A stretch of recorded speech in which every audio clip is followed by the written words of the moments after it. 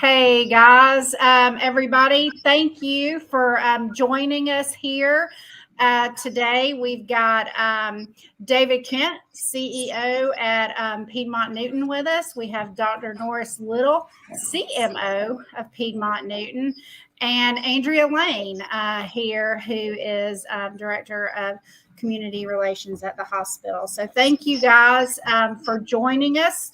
We hadn't done this in a while, but thought it might be time for us to get back together and put some information out to our community about what's going on in our community. I will say I've shared at coffee call last week. It all hit home for me last week. My son tested positive for COVID the weekend before school started. And I found myself missing a couple of days of work because I was exposed to him. And I'm going to say, like I've told some other people, it's a whole lot easier to get a vaccine appointment than a COVID test. Finding a COVID test was about like a needle in a haystack for me last week. And I've heard it's only gotten worse with the way cases have risen. So, that's just my story here locally. But I think, people can relate as we've started back to school and seen some cases rising. So, David, I want to turn it over to you to get us started, and we'll just go from there. Oh, real quick, if anybody live has any questions, please type those questions in and we'll get them answered at the end. Okay, well, thanks, Debbie. And I would say, it's great to be with you, although the reason we're together is because is not necessarily for good news. The reality is that we're back in front of all of our business leaders and folks who follow this podcast because, the COVID picture here in the community and certainly at our hospital isn't a good one right now. What we've really experienced over the last several weeks, really I would say 3 weeks, is a rapid rise in COVID-19 cases in our community. And although we don't test every person for whether or not it's the Delta variant or not, based on the rapid spread as well as the samples that the CDC collects from our patient population, it's widely believed that this is almost all Delta variant. And the problem with Delta variant is that it's about 3 times more contagious than the original strain. So in the original strain, if you had COVID, you'd give it to 2 people. Now, with this particular strain, if you have COVID, you give it to more like 6 people, and then they give it to 6 people. And so just the rate of replication that we've seen has been pretty dramatic over the last couple of weeks. And it's impacting people of all ages. Actually, what we're seeing in the hospital is a younger overall patient population coming into our center. The first 3 waves, the average age was about 60. And now the average age in this wave is about 53, and that's an average. So, it's generally speaking younger people. In terms of volume of cases right now, I don't give exact numbers, but I will give you that we're at about 60% of our peak from back in January. So January really pushed to the limit. We're about 60% of where we were in January, but the concerning part is really just the how quickly these cases have come in.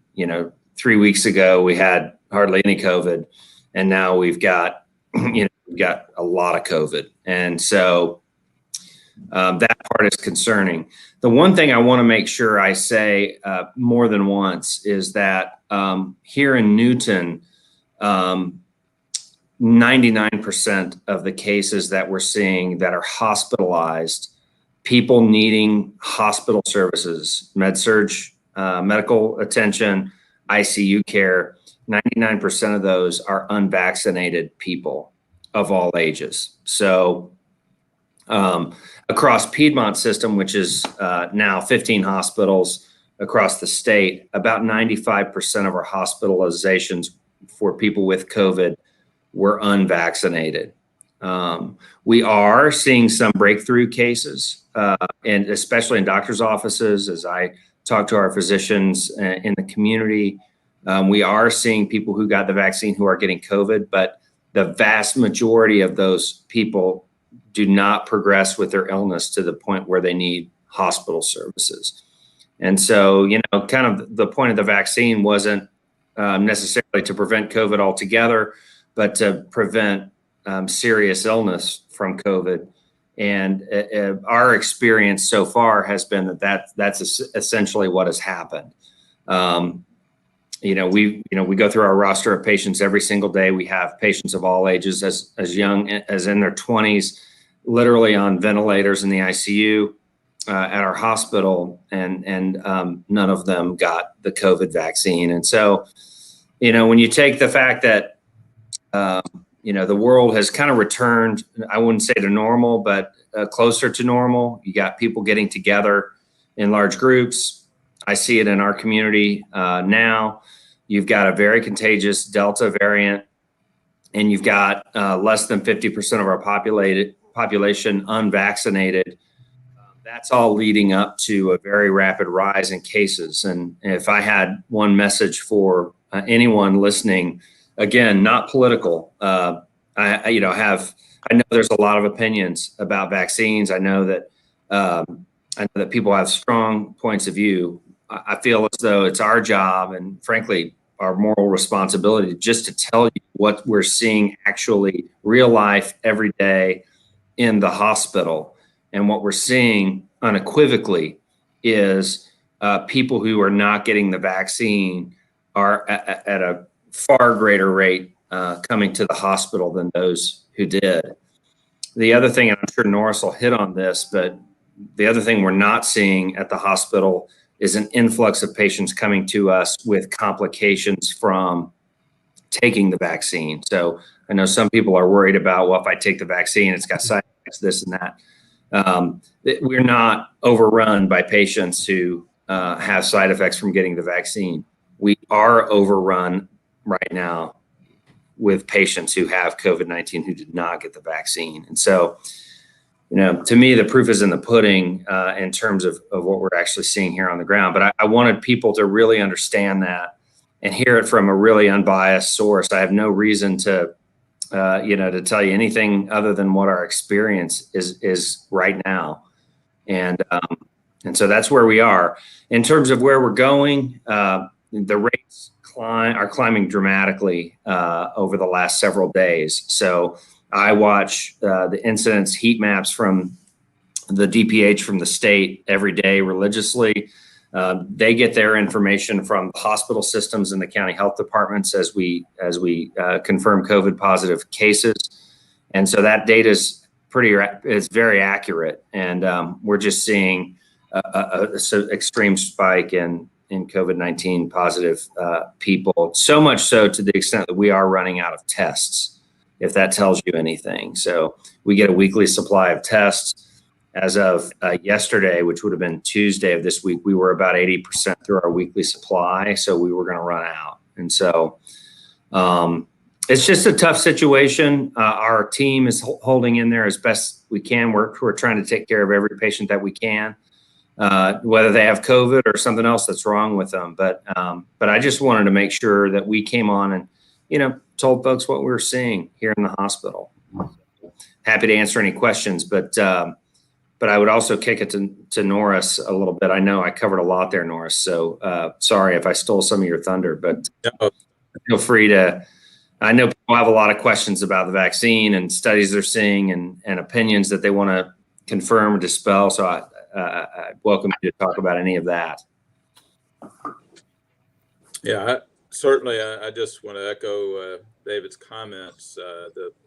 Just a little clarification. Although the average age that we're seeing is a little lower than the previous surges, that's kind of a deceptive number because the numbers of 30 and 40-year-olds that are currently hospitalized with COVID is exponentially higher than it was with the previous surges. So We're certainly also seeing older patients, but we did not see this with the January surges or the July 2020 surges, the numbers of the 20 and 30 and 40-year-olds. So that's a very significant difference from previous situations that we had.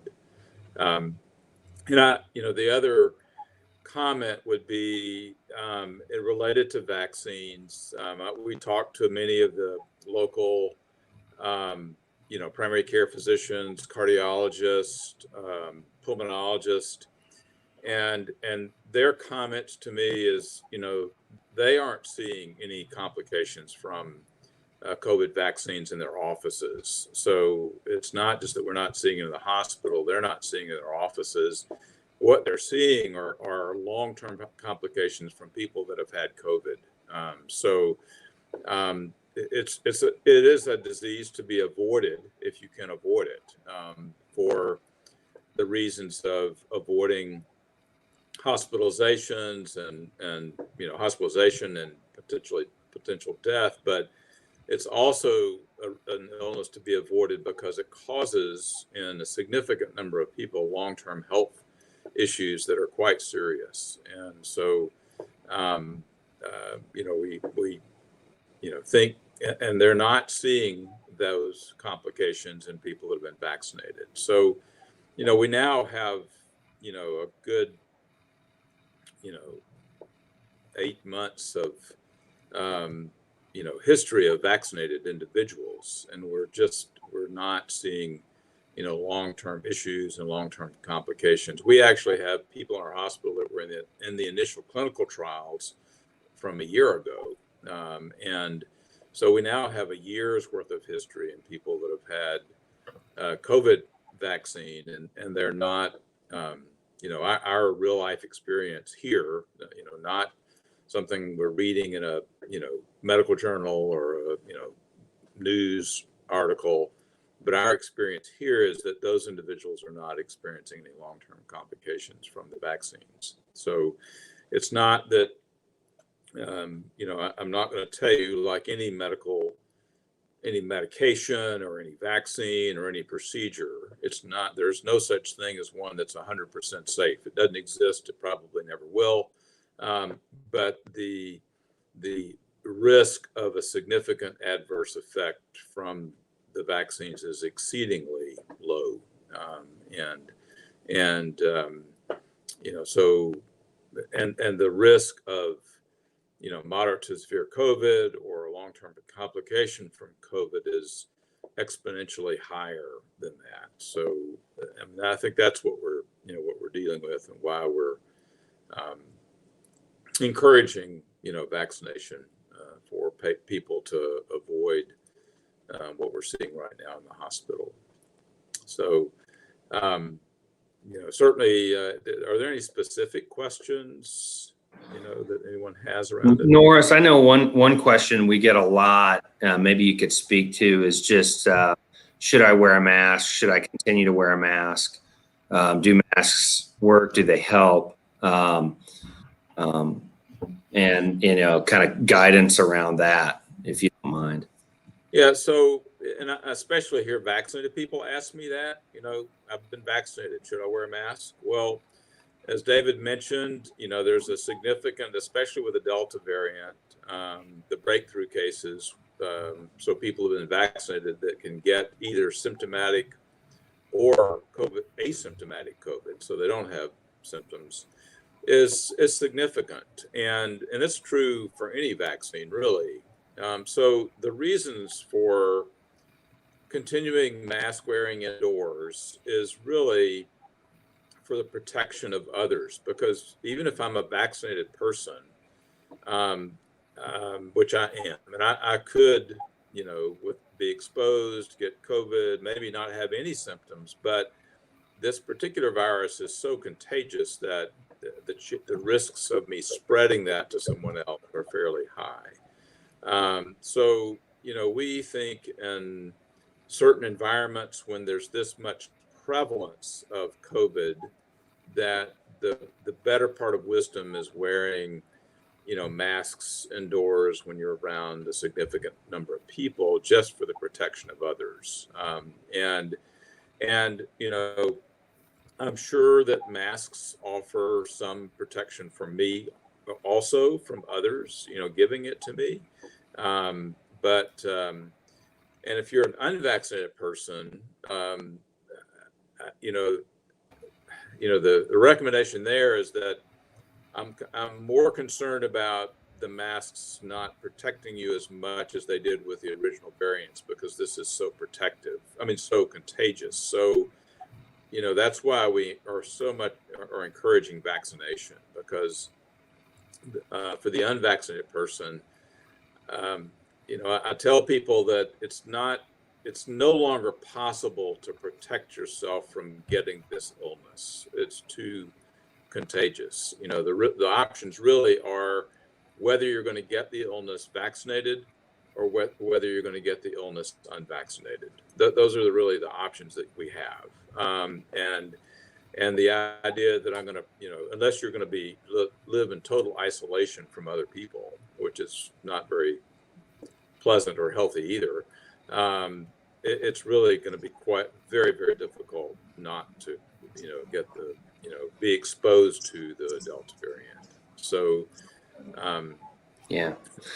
I mean, I would say it this way: if you're concerned at all about getting COVID and getting sick from COVID, the number one thing you can do is get vaccinated. No amount of mask wearing, no amount of hand washing at this point is going to really protect you the way that getting the vaccine will protect you. And again, that's bearing out clearly in our experience here at the hospital here in Newton and across the entire Piedmont system. And, I don't have the data from the other systems, but Piedmont's the largest health system in the state. And I can tell you that it's unequivocal that we are just not seeing that many patients coming to us needing hospital services who got the vaccine. And so I just can't say that enough. Yeah, it's really quite an incredible number that, 95 to 98% of the hospitalized patients with COVID are unvaccinated. You just really have to think about that for a minute, both in terms of, what that means in terms of this illness, and also what that means in terms of the effectiveness of the COVID vaccine to protect people from severe disease. So it's really, I've never seen a vaccine that effective for that, and for an illness like this. Yeah. I think that just so bears repeating about the fact that 95% in the Piedmont system that are hospitalized with COVID are unvaccinated. And that's a point we need to drive home, that these vaccines are working. We do have one comment that has come in from Lisa Crawford. I guess wanting to know why there's no curfews back in the community as there were in the beginning, since vaccinated people are experiencing some issues as well, and why we are not going back to curfews. And from a non-medical standpoint, and then you guys may have some input on that, but from an economic standpoint, I think at this point, we've got to learn to live with it and let our commerce and economy continue, because if our businesses and whatnot shut down, that's going to be detrimental on a whole nother, it's not a health level, but a whole nother economic level here locally. And so I think learning, as you said, David, no amount of hand washing, no amount of hand sanitizer is going to help with the contagiousness of this. And so, you're going to have to wear the mask or get vaccinated or So any other input you guys have on that question? Yeah. Go ahead, Norris. Yeah, this is a vaccine problem. I mean, it's not a mass problem or curfew problem. This is a vaccine issue. If we had 80% of our public vaccinated, this would kind of be a non-issue, and that's the concern around this. When I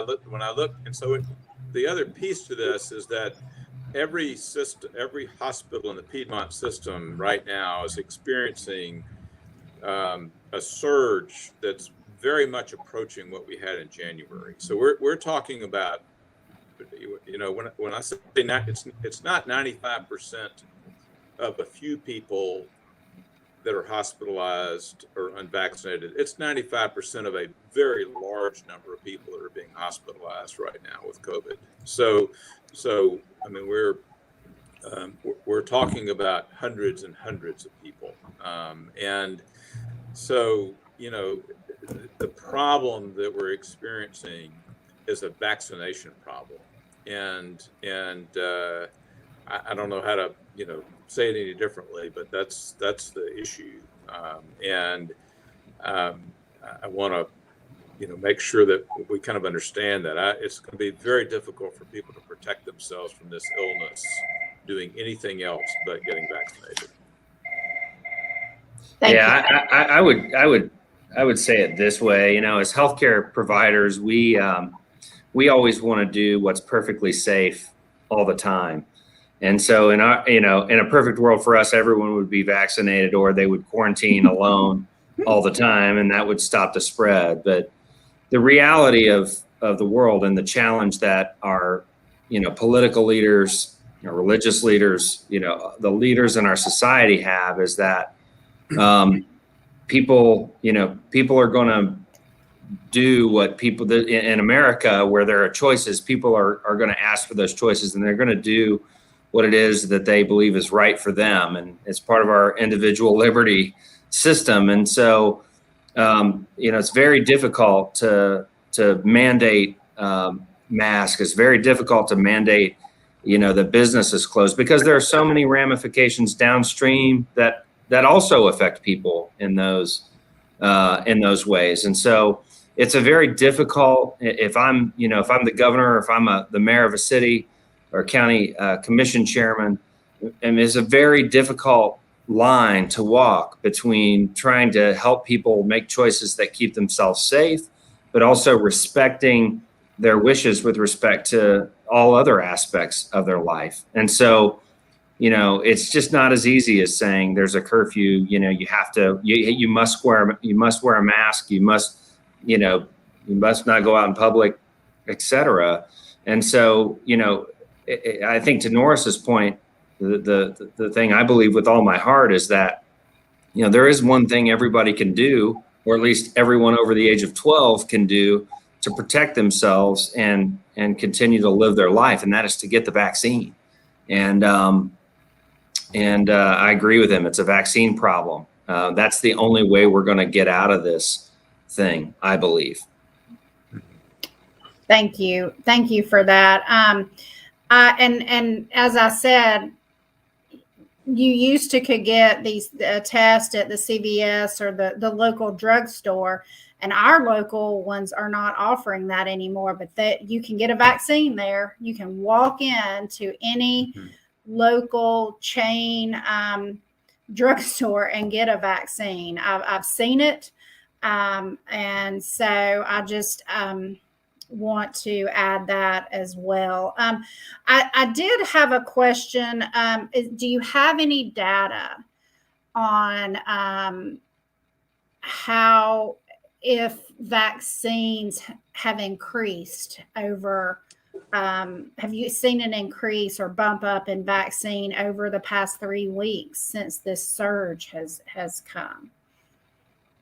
There has been an increase in vaccination that the DEH is reporting with the surge. I I don't have any percentages related to that because there's always a delay in kind of getting that, since vaccines now are administered in so many locations. There's some delay in kind of getting that information tabulated, but I know from reports that I've heard from Dr. Arona with the Department of Public Health and so forth that they're seeing some increased vaccinations here with this current surge. It's not happening fast enough, I can tell you that. Right. Well, that's true. We're at under 50% as a community. We need to be at 80 at least. I don't want any more 30-year-olds in my hospital with COVID. Right. I don't want any more 40-year-olds in the ICU. So, my message to everyone in the community is go today. If you haven't gotten the vaccine and you're over 12 years old, go get the vaccine today. That's what's going to make the difference. And I hate to be so, blunt about this. It's easy to say, well, I'll do it tomorrow. And in the back of your mind, you're thinking, it's not going to happen to me or any of my loved ones. We've got plenty of people in our hospital right now and plenty of loved ones who are caring for people in our hospital who didn't think it would happen to them. Yeah. And that's what we're trying to prevent. And we practice what we preach. I mean, several weeks ago, my son, who has 13-year-old twins, called and said, should I get my twins vaccinated? And my answer to him was, yes, you should. Because and we haven't talked about this, we're not a children's hospital, but I can tell you that the children's hospitals are now seeing a marked increase in hospitalizations of children with COVID. So that did not happen in January. It did not happen with any of the previous surges, and we're seeing that currently. So, I think I know people are concerned about vaccinations in children and so forth, but it's a matter of risk benefit, and I'm much more concerned about the potential complications related to COVID, which we know occur, and we know the frequency that they occur, than I am the very unusual and rare complications that occur with vaccine. So, my recommendation to my own family members, with children that age, is to please get vaccinated. Great, thank you, Andrea. I want to ask you to unmute and maybe tell us a little bit. I know you guys have opened the hospital for groups to come through and see exactly what's going on there in those four walls and in our own community. So if you want to talk a little bit about that. Also, if you all are still where you could offer some of the vaccinations that you had taken out to workplaces, if that's an option anymore. Okay, thank you, Debbie. Yes, David and Norris and I have really enjoyed the 17 small group tours that we have hosted over the past, it's been about a year, 13 months. We started them last July. And some would say, my gosh, why would you bring people into the hospital in the middle of a pandemic? Well, it was because we were seeing really sick patients coming through the emergency room who had delayed care because they were so terrified of contracting COVID when they came here. And what we needed to do was to connect with the community, to communicate the safety, the protocols that we have in place here at the hospital with folks that have connection in the community. So we started out with clergy. We've seen civic leaders, we've seen government leaders, we've seen business folks, you name it.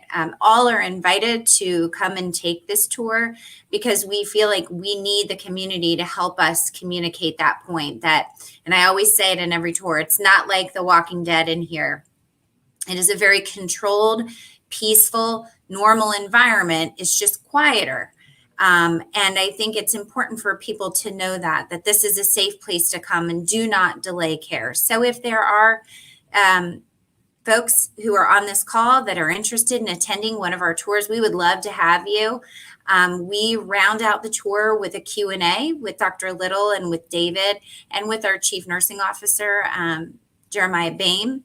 And we send you off with some swag. We usually give you a little refreshment, so it's a pleasant environment to be in. And we really care about y'all having the facts to share with those that you know, whether they're your family members or people you work with or whomever. David or Norris, do you want to talk about vaccine clinics? Yeah, I'd be happy to. So we had a lot of success with our employer vaccine clinics.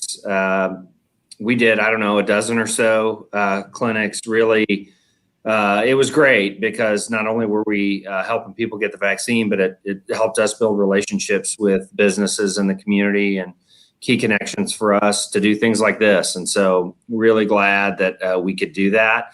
We are open to doing it again, although not in the near term, only because of I've got every able person in the hospital, management and otherwise, currently working on helping us get through this COVID surge.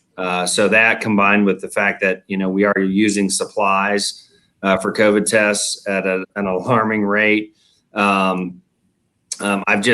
I've got, we need a little time right now to get through what we're experiencing from this fourth wave of the pandemic. As this, hopefully the crest of this wave starts to fall here soon, although I don't know when that will be.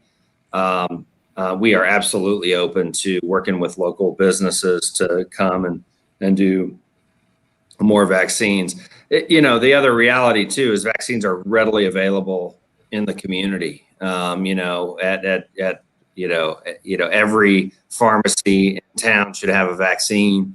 The county health department, there's just a lot of places you can get it. So it's pretty convenient now. We don't have, by no means are we the only folks in town who have it.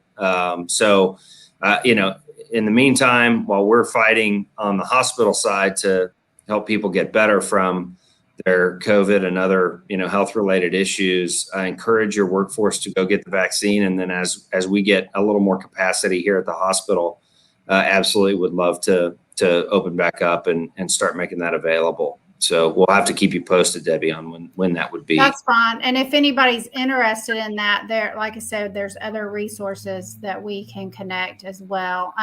We do have another question from Casey Barney, and wanting to know if you can explain why students that have been vaccinated do not have to quarantine when they are exposed to a student testing positive, but unvaccinated students have to quarantine. It's her understanding that both vaccinated and unvaccinated can spread the virus. Not sure if that's something you could want to take a stab at, yeah, I think although there are breakthrough cases, they're still quite uncommon. So when we, the vaccine is still quite effective in preventing disease in a large number of people. In our hospital, we manage this differently because we can't, we have people that are constantly being exposed. So, our management in the hospital setting is that we, have universal masking in the hospital for everyone all the time. And I think it would be, reasonable for either one of those individuals, the unvaccinated or the vaccinated, if they would wear a mask all the time, that they would be much less likely to spread COVID to other people. But I think the reason for that decision is just because in the vaccinated person, they still have a much less likelihood that they're going to contract COVID, either symptomatic or asymptomatic. Yeah. So. Yeah, and I agree with you, Norris. I would add to that. Your question is really indicative. And it's a great question of the challenge that institutions are having in managing how they're giving guidance to people and how they should behave. Because this is still relatively new and we're learning, everyone looks at the data and then makes policy decisions for their particular institution based on what they think is the right thing to do. And so I don't know where you go to school, but whoever is running that program has made the decision that, based on the best information they can find, this is the way we're going to guide our students to behave. That could change over time as we learn more. And, leaders in our society have gotten a lot of criticism over the years or over the last year and a half for changing their mind. And what we said, 6 months ago, we said something different 6 months later. And the reality is that we're still trying to figure out the right way to do this and the right way to manage our society through this pandemic. And so I'm sure that's not what everybody wants to hear, but that's the reality of folks who are trying to balance the need to keep people safe and do whatever it is they do, whether it be educate students or, run a factory or whatever it is. And so I don't know the reason why that's the expectation for you, but I do know that your leaders are probably trying to figure out the best way to accomplish both objectives, which is to keep people safe and keep people in school. And so that's how I see it. And again, reason we're here and talking to you all is 100% unequivocally, we're seeing that the vaccines are working, and especially as it relates to hospitalization of people. And we want to share that message with you. Thank you. And my own personal experience last week with my son, I was very much exposed to him. That's why I stayed out of work and got tested. And I've been vaccinated and was negative. So I felt like that my vaccine did work in protecting me from getting it last week. And I've got one last question. I've had businesses that have reached out that have had instances where their employees may, especially service call employees that may go to a home where someone has COVID and the person didn't think to cancel the call or something like that. And they've come in contact with the homeowner or person, and someone in the household may have COVID. Is there any kind of, I know the school here locally goes by 15 minutes or more type of exposure. Is there any kind of guidance for business in the fact that if you go to a house and they've forgotten to cancel something, maybe you're on the porch for less than a few minutes, is there any kind of guidance to help businesses in that amount of exposure? Would you say less than 15 minutes would be suffice to not have to allow those employees to quarantine? So I think the 15 minutes came from the very early recommendations around exposure to the early COVID variants. And as we looked at this more carefully, as we learned more, we realized it wasn't just a single 15-minute exposure; it was the cumulative, 15. So it could be 5 and 5 and 5, kind of thing. Okay. I would tell you though that with the Delta variant, that number is probably much shorter than that. Okay. However, if you're outside, and they're standing in the doorway and you're just on the porch and it's just a few minutes, I think the risk of exposure there is quite low. Okay. So I don't I wouldn't, just opening the door and them standing there. Oh, I forgot to call. Somebody in my house has COVID. We're going to have to reschedule. I don't see where that would be a particular issue for folks. Okay. But I would be more concerned if they were inside the home for a longer period of time. But I would suspect with this variant, and I haven't seen. What I will say is I have not seen any data or recommendations around that, but I would suspect and theorize that with this variant, that time frame is going to be shorter than it was with the earlier variants. Great. Thank you. Well, I would like to thank you all for your time today. We do have one last comment, and I think it's a good comment to end on. Cindy Mask said, vaccines are available. If you're on the fence, if you've been thinking about it, go today. And they're easy to get. As David mentioned, most of our local drugstores have them. So take the time, protect yourself and those around you. So thank you guys for your time. And we may do this again in a couple of weeks. But I want to say thank you for your time and what you've done for our community. Everyone have a good day. Thank you, Debbie. You. Thank you, very Debbie. much.